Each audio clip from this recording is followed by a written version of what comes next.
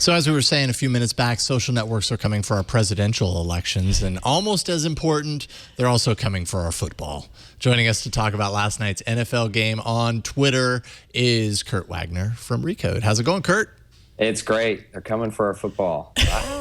They're coming for our football. They're coming for our touchdowns. So yesterday was the first Thursday night game streamed to Twitter. How did you happen to catch the game?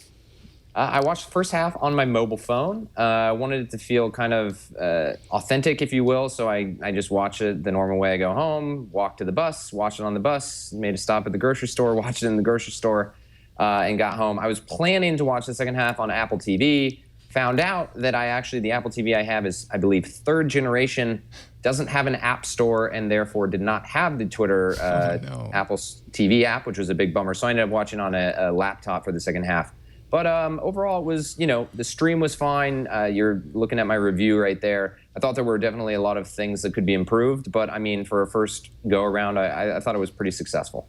So I guess let's start with the streaming quality. We were here recording an episode of Know How. We were middle of the show, and I was like, oh, NFL, I could get that on my browser. So I tried it and checked it out. I was actually pretty impressed, at least on my laptop screen. When I went full screen with the stream, it was a nice, pretty sharp HD. It looked pretty good to me. What did you think? I had a similar experience on my phone. It was really sharp for probably the first 45 minutes. Yeah, there's me on the bus catching the game. I got a great seat in the back. It did, though, get spotty after about 45 minutes, and I have no idea why, like what happened, because the other things on my phone seemed to be working, like texting, emailing, all that stuff. But once it got blurry, it never went back, and that was a huge bummer because, if it hadn't been for me experimenting with this and testing it, I would have just closed the app and gotten rid of it. I don't know who to blame for that, right? Like, is that a Twitter fault? Is that Verizon's fault? Is that my local, neighborhood tower's fault? I really don't know. But I would say when it was clear, which was the majority of the time, it was super clear. It was very HD and it looked great.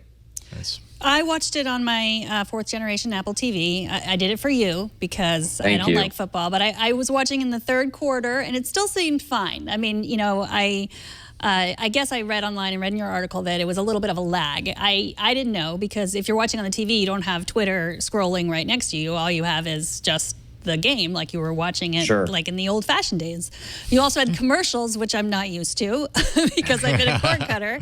But, and then they had this weird thing where, like, it would just say, "We will return shortly." Like, it was like 1975, and I was watching, I don't know what, like, do. Right. So I don't know what that was about. Like, do you have any idea? Well, so I know that Twitter was supposed to sell the local TV ads. So in a game like this is nationally broadcasted, I want to say the breakdown, and I'm kind of pulling these numbers out of my head, but I don't know how accurate exactly they are. I want to say it's maybe 85-15, right? 85% are national ads that everyone's going to see. 15% are going to be local ads that are going to be targeted to each individual city. Twitter was supposed to have the ability to sell those local ads, so that small 10 to 15 to 20% of the ads. And my understanding was they've been selling them and have sold a lot of them, but perhaps they did not sell all of them, and therefore had a couple of vacant ad spots where they just put up what are called house ads for either Twitter's own stream or for the NFL. That's my best bet. I do not know for sure. Maybe they were having technical difficulties in serving those ads, in which case that would be a great story. Someone should make some calls about that. But, as far as I would imagine that these were just like, there was some open ad inventory, and so they filled it with some space until they, ideally would fill all that stuff. But this is me speculating. Yeah. What about the stream of tweets, the tweets that accompanied the game on the side? I mean, this is a Twitter product after all, so it's partially about the game, but it's also, I think, a way for Twitter to kind of show the strengths of its network. Were they on point? Were they? Yeah. So this was my biggest issue with the whole experience, to be honest with you. So I mean, the game, we already talked about. The stream seemed fine. I was able to watch in the grocery store. That's cool. I would love to be able to do that. But, I could have been watching CBS's stream, or I could have been watching the NFL Network app, or I could have been watching Facebook for all, I know. It was just, I didn't get the experience that it was anything special to Twitter. And there was a stream of tweets right next to the game, so that is fine. My issue with that was that it wasn't it was curated clearly in the sense that like they did a good job of keeping out racist comments or terrible, people bantering back and forth and swearing. Mm-hmm. I didn't see any of that. That was successful. But it was also just a bunch of people I have no idea who they are, right? Like Joe from Ohio talking about this great touchdown catch, or, someone else from Nebraska who's saying whatever. Like, with all due respect to those people, I have no interest in hearing them talk about the football game. I wanted to see a curated feed of like NFL experts and journalists and former players and current players. And I thought Twitter really could have taken the time to, curate a feed of tweets and say, like, when you come to Twitter, you don't just hear from the random neighbor next door. Like, you hear from really important, influential people. Mm-hmm. And here we've compiled a whole list of them for you. That was my one issue. My second issue was like, think of all the things that Twitter could have done that are unique to Twitter, right? Like, okay, there's a play at the goal line that's under review. Let's throw up a quick poll and see what the viewers think. Was it a touchdown? Wasn't it a touchdown? Everyone votes in the next minute and a half, and we'll see what the crowd wants. Or here's the players that have been mentioned the most. Here's the moment of the game that caused the most tweets, that spiked the Twitter engagement. There were just so many things that I thought they could have done that would have been Twittery, and they didn't do any of them. So as a result, it was a cool, clean feed of the game. But to me, it had no, like, the fact that it was on Twitter didn't mean much other than that I already had the app on my phone, so it was easy to find. Yeah, absolutely. I mean, I think it's great for those of us who are cord cutters, because we couldn't have watched it on our TV.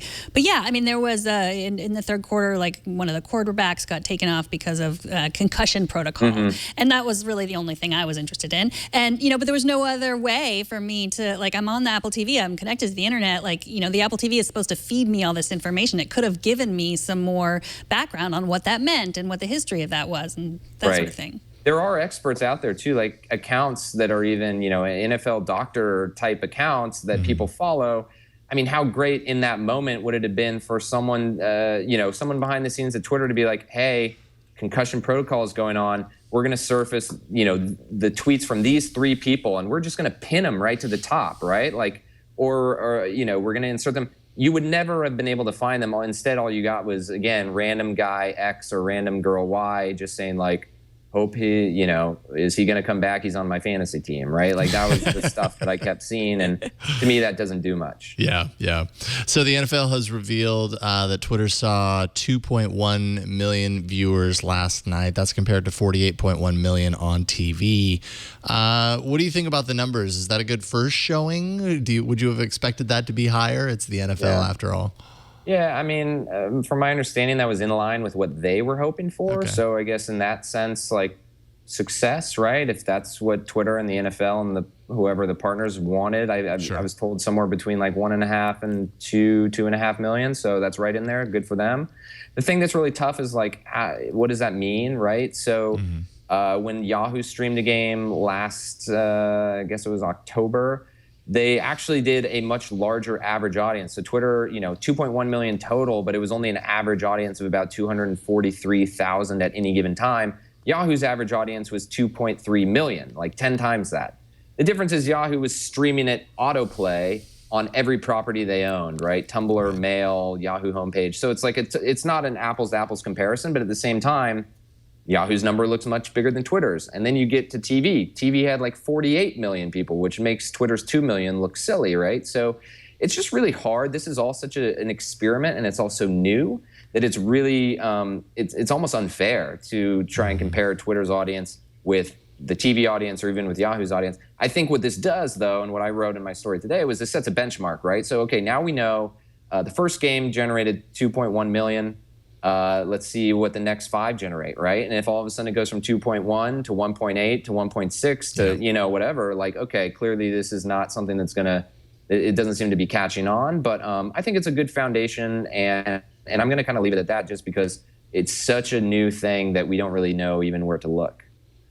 And finally, probably the most important question, how was the game? It was okay for my fantasy team. So okay. You should have tweeted that. I should have led with that. Yeah. Well, here was actually a thing I didn't think about. I was watching on Recode's Twitter account. I was dual phoning my own phone to take photos of me watching on the Recode phone, which sounded cool. But then I was like, wow, I can't really interact with anybody because I'm I shouldn't probably do that from the Recode account. I should do that from Kurt's account. So I didn't tweet during the game last night, which isn't uncommon, but also it probably would have been a good time to experiment with that. But yeah. Oh well. Next time. Hey, I bet they do this on Thursday. Opportunities. Yeah, next Thursday. Exactly. Right on. Kurt Wagner, always a pleasure getting you on the show. Tell people where they can follow your work online. Yeah, thank you. We're at recode.net. We got a bunch of stuff about Twitter and other great news and insight there. And then Kurt Wagner 8 is what I'm at on Twitter. Excellent. Thanks again, Kurt. Have a great weekend. Yep. Thanks, guys. Bye. All right.